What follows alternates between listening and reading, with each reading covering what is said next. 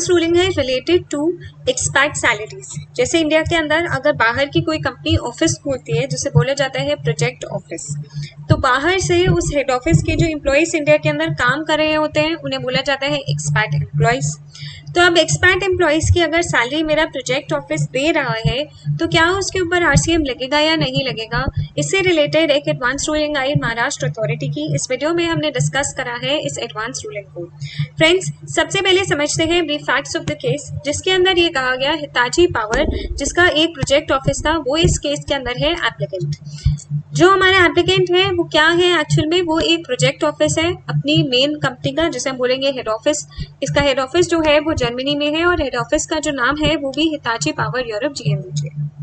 अब जो मेरा प्रोजेक्ट ऑफिस था उसके अंदर क्या होता था, दो तरीके के एम्प्लॉयज काम करते थे। एक तो उसके खुद के एम्प्लॉयज और एक कुछ एम्प्लॉयज जो कि हेड ऑफिस से आते थे। ठीक, अब ये जो हेड ऑफिस से एम्प्लॉयज आते थे इन्हें कहा जाता था एक्सपैट एम्प्लॉयज, और इनकी जितनी भी ऑब्लिगेशंस होती थी इंडिया के रूल्स के अकॉर्डिंग, जैसे इंडिया के अंदर ऑब्लिगेशन होती है कि अगर आप एम्प्लॉयज को सैलरी दे रहे हो तो उस पर आपको फॉर्म 16 भरना है, आपको टीडीएस काटना है, तो ये सारी कंप्लायंसेस मेरा प्रोजेक्ट ऑफिस करता था।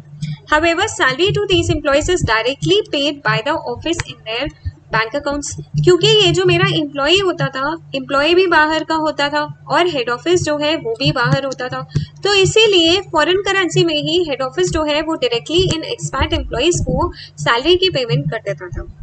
पर क्योंकि प्रोजेक्ट ऑफिस जो था उसे कंपनीज एक्ट 2013 जो थी उसकी कंप्लायंसेस करनी होती थी, तो मेरा प्रोजेक्ट ऑफिस जो है वो एक अकाउंटिंग एंट्री पास करता था जिसके अंदर वो जो सैलरी ऑफ एक्सपैट एम्प्लॉयज होती थी उसके लिए वो एक डेबिट एंट्री को पास कर देता था भाई, क्योंकि अकाउंटिंग स्टैंडर्ड्स के अकॉर्डिंग जो मेरा ये प्रोजेक्ट ऑफिस है इसको true and fair view represent करनी है, तो ये तो खर्चा है ही ना, सैलरी ऑफ एम्प्लॉयज है। ऑल्दो वो हेड ऑफिस को एक्चुअल में कोई पैसा रिमिट नहीं करता, but this is a salary of employee is an expense for project office। तो यहाँ पर वो कहते हैं the project office makes an accounting entry in its financial books of accounts for the cost of expat employees, although the project office is not obligated to make any remittance to head office in Germany। although इसके ऊपर कोई compliance नहीं है,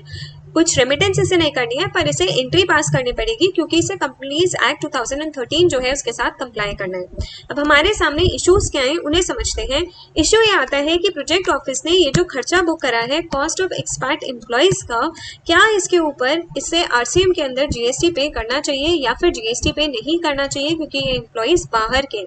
तो क्या RCM के अंदर liability आती है या नहीं आती है। तो इस केस में जो हमारी अथॉरिटी थी उसकी डिस्कशन एंड फाइंडिंग्स थी, जिसके अंदर उन्होंने ये कहा कि एज पर फेमा प्रोविजंस एक कंपनी जो कि बाहर की रेसिडेंट होती है वो इंडिया के अंदर बिजनेस कर सकती है, इंडिया के अंदर बिजनेस कर सकती है, और इंडिया के अंदर बिजनेस करने के लिए वो सेटअप करती है एक प्रोजेक्ट ऑफिस, और उसके लिए उसे आरबीआई का अप्रूवल लेना होता है।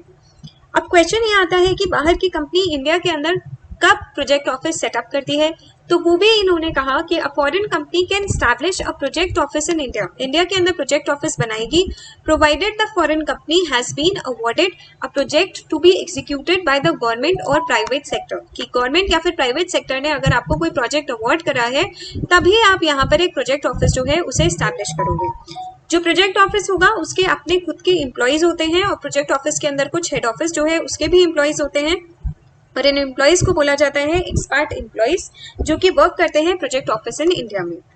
अब हमारे केस में जो प्रोजेक्ट ऑफिस था उसको जो पैन मिला था और उसको जो टैन नंबर अलॉट हुआ था वो इनकम टैक्स अथॉरिटीज जो थी वो उन्होंने हेड ऑफिस के नाम में ही अलॉट करा था, क्योंकि प्रोजेक्ट ऑफिस जो है उसकी कोई अपनी आइडेंटिटी तो है नहीं, वो बेसिकली एक बाहर की कंपनी है जो कि इंडिया के अंदर एक छोटा ऑफिस प्रोजेक्ट ऑफिस बना देती है, तो इसीलिए हेड ऑफिस के नाम पे ही उसे पैन भी मिला, हेड ऑफिस के नाम पे ही उसे टैन मिला। अब इसी से रेफरेंस निकाली जा सकती है कि जो मेरा प्रोजेक्ट ऑफिस है वो कोई सेपरेट एंटिटी नहीं है, वो बेसिकली एक एक्सटेंशन ही है मेरे फॉरेन के हेड ऑफिस का,